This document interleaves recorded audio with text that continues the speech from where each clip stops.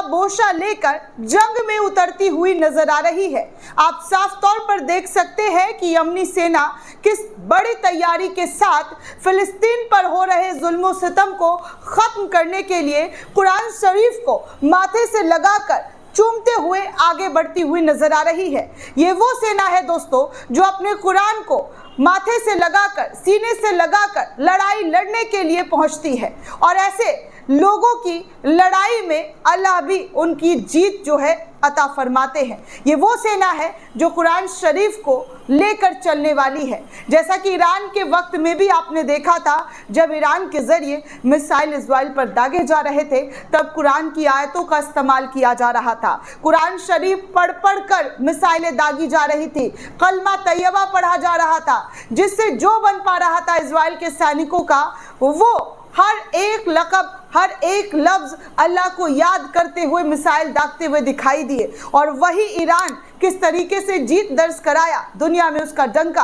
बजता हुआ नजर आ रहा है। कैसे ईरान के सुप्रीम लीडर हर बात पर खुदा का शुक्र अदा करते हैं। अल्लाह के मानने वाले का कभी हार नहीं होता है। अल्लाह ताला भले ही इम्तिहान ले ले, लेकिन उन इम्तिहानों को बिल्कुल भी जाया नहीं होने देते हैं। अब ऐसे में फिलिस्तीन के लोगों के साथ जो जुल्म हो रहा है, फिलिस्तीन के लोगों के ऊपर जो सितम बरपाया जा रहा है, उसका इंतहा लिया जा रहा है। वो साफ तौर पर आप हर रोज देखते हैं कि कैसे इजराइल अपनी खुंदक में फिलिस्तीन के नागरिकों को मौत के घाट उतारता हुआ दिखाई देता है। अब ऐसे में इस दर्द को, इस तड़प को यमन के सेनाओं ने अपने कलेजे से लगा लिया और फिलिस्तीन के नागरिकों के हक के लिए जमीन पर उतरते हुए इन यमनी सेनाओं का एक बार तस्वीर आप जरूर देखिए, वीडियो जरूर देखिए कि किस कदर उन्होंने कुरान शरीफ को, अल्लाह पाक को याद करते हुए इस जंग में कूद कर बता दिया है कि वो अल्लाह को मानने वाले हैं, वो अल्लाह के बनाए हुए बंदे हैं और अल्लाह की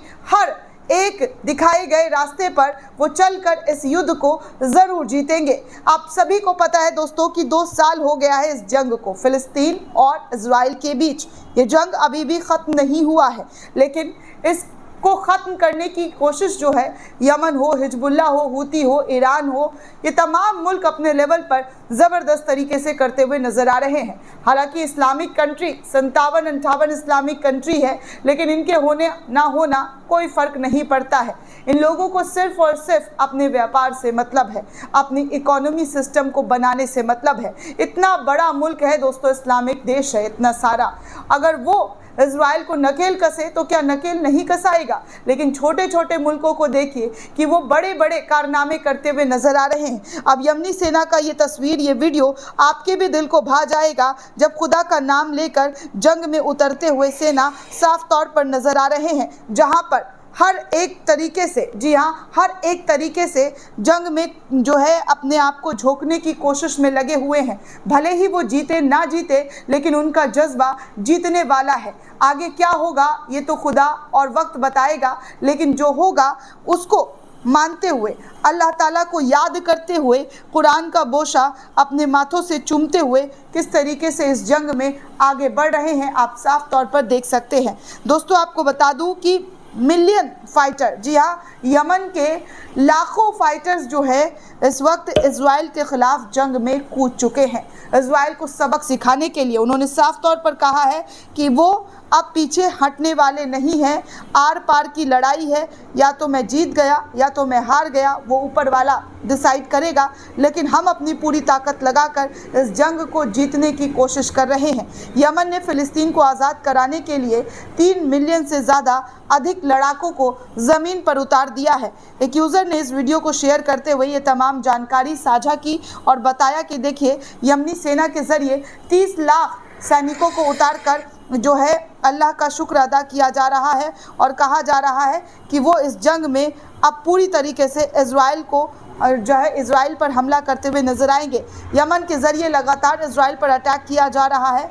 फ़िलिस्तीन के लोगों के बचाव के लिए जो भी बन पड़ रहा है, वही यमनी सेना के ज़रिए कोशिश की जा रही है कि वो किसी भी तरीके से फ़िलिस्तीन के नागरिकों को बचा सके, मजलूमों को रिहा करा सके, तो इनकी कोशिश लगातार जारी है।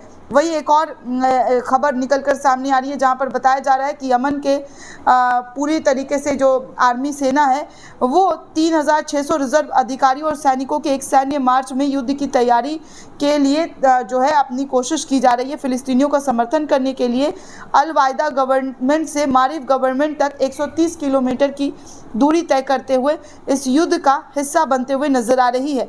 आगे ईरान मिलिट्री के हवाले से खबर आया है और बताया जा रहा है कि यमन के जो नेता हैं, जो प्रवक्ता हैं, उन्होंने बताया है कि किस तरीके से इजराइल के कई ठिकानों को उन्होंने टारगेट किया है और इस ठिकाने में जी हाँ उन्होंने अपने जुल्फ़िकार मिसाइल का इस्तेमाल किया है और जिसको सक्सेसफुली इजरायली शासन के अंदर गिराकर उनके कई संवेदनशील ठिकानों को नष्ट करने का दावा किया गया है।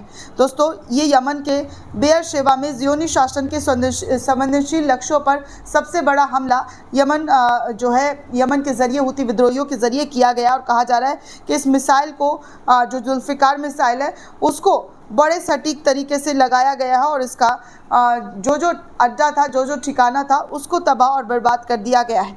वहीं आगे दोस्तों किम जोंग की तरफ से भी एक स्टेटमेंट सामने आया है उत्तर कोरिया के शासक, और उन्होंने क्या कुछ कहा है वो भी आप स्क्रीन पर देख सकते हैं।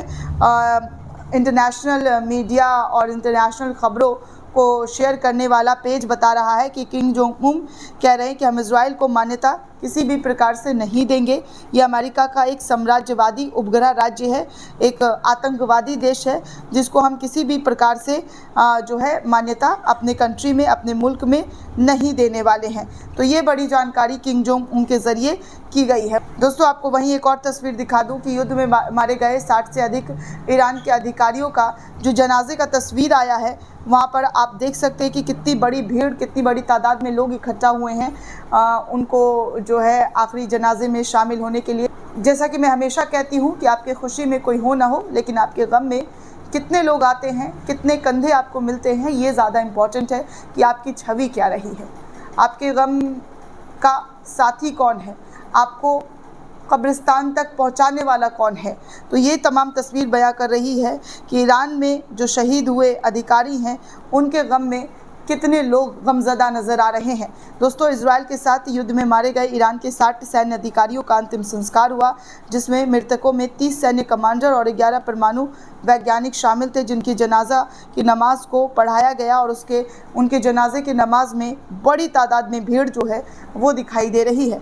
वहीं एक और रिपोर्ट सामने आ रही है कि चीन ने ईरान के तेल निर्यात का 90% से ज़्यादा अधिक हिस्सा जो है वो ख़रीद दिया है, जिससे ईरान की आर्थिक स्थिति और ज़्यादा मजबूत होती हुई नज़र आ रही है। चीन और ईरान के संबंध काफ़ी दिन ब दिन अच्छे होते हुए नज़र आ रहे हैं। साफ तौर पर चीन जो है पूरी दुनिया को एक संदेश देने के तौर पर ये कह रहा है कि देखिए ईरान के साथ उनके संबंध बहुत ही अच्छे हैं और जिसको लेकर वो आगे भी व्यापार के तौर पर साक्षर करता हुआ नज़र आ रहा है। जो ईरान का तेल आयात का जो चीज़ें हैं उससे चीन लगातार ख़रीदता हुआ नज़र आ रहा है।